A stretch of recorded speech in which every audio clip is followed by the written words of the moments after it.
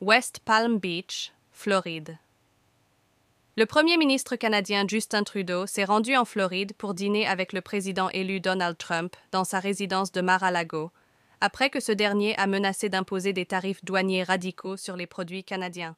Trump a menacé d'imposer des droits de douane sur les produits en provenance du Canada et du Mexique si ces derniers ne mettent pas un terme à ce qu'il appelle le flux de drogue et de migrants à travers les frontières sud et nord. Il a déclaré qu'il imposerait une taxe de 25% sur tous les produits entrant aux États-Unis en provenance du Canada et du Mexique, dans le cadre de l'un de ses premiers décrets. Lors de son premier mandat, Donald Trump avait déjà qualifié Trudeau de faible et de malhonnête, mais les liens entre les deux pays sont restés parmi les plus étroits au monde. Trudeau est le premier dirigeant du G7 à rendre visite à Trump depuis son élection.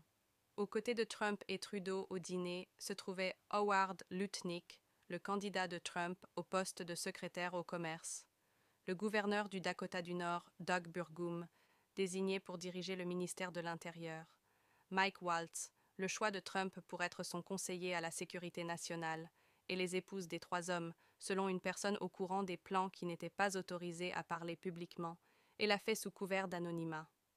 Il est important de comprendre que Donald Trump, lorsqu'il fait des déclarations comme celle-là, a l'intention de les mettre en pratique. Cela ne fait aucun doute, a déclaré Trudeau.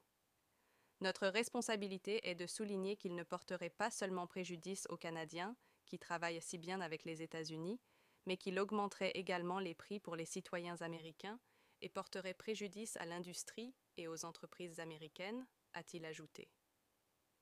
Ces tarifs pourraient faire voler en éclats l'accord commercial nord-américain que l'équipe de Trump a négocié au cours de son premier mandat. Trudeau a souligné que lui et Trump avaient réussi à négocier cet accord, qu'il qualifie de gagnant-gagnant pour les deux pays. L'accord inclut également le Mexique.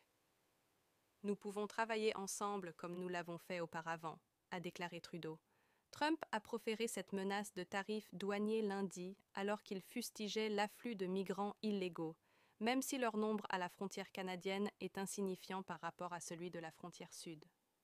Cours du dernier exercice financier, contre 21 100 livres à la frontière mexicaine. Les responsables canadiens estiment qu'il est injuste de mettre le Canada dans le même panier que le Mexique, mais ils se disent prêts à faire de nouveaux investissements dans la sécurité des frontières. Trudeau a appelé Trump après qu'il ait publié ses messages sur les réseaux sociaux à la frontière. La présidente mexicaine Claudia Sheinbaum a déclaré jeudi, après avoir parlé avec Trump, qu'elle était convaincue qu'une guerre tarifaire avec les États-Unis serait évitée. Trump a publié sur les réseaux sociaux qu'il s'était entretenu avec elle et qu'elle avait accepté de mettre un terme à l'immigration clandestine à travers la frontière vers les États-Unis. Lorsque Trump a imposé des droits de douane plus élevés au cours de son premier mandat, d'autres pays ont réagi en imposant eux aussi des droits de douane en représailles. Le Canada a annoncé en 2018 l'imposition de milliards de nouveaux droits de douane contre les États-Unis en réponse aux nouvelles taxes sur l'acier et l'aluminium canadien. Le Canada envisage déjà d'imposer des droits de douane sur certains produits américains si Trump mettait à exécution sa menace d'imposer des droits de douane sur les produits canadiens, a déclaré un haut responsable à l'Associated Press cette semaine. La personne a parlé sous couvert d'anonymat car elle n'était pas autorisée à s'exprimer publiquement. Le Canada est la première destination des exportations de 36 États américains. Près de 2,7 milliards de dollars de biens et de services traversent la frontière chaque jour. Environ 60% des importations américaines de pétrole brut proviennent du Canada, tout comme 85% des importations américaines d'électricité. Le Canada est également le plus grand fournisseur étranger d'acier, d'aluminium et d'uranium des États-Unis et possède 34 minéraux et métaux essentiels dans lesquels le Pentagone investit pour la sécurité nationale.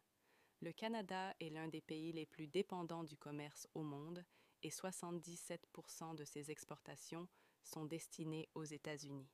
Le Canada a des raisons d'avoir peur parce que Trump est impulsif, souvent influencé par la dernière chose qu'il voit sur Fox News, a déclaré Nelson Wiseman, professeur émérite à l'Université de Toronto. Il peut en tirer parti en s'appuyant sur ce qui, selon lui, semblera bon et positif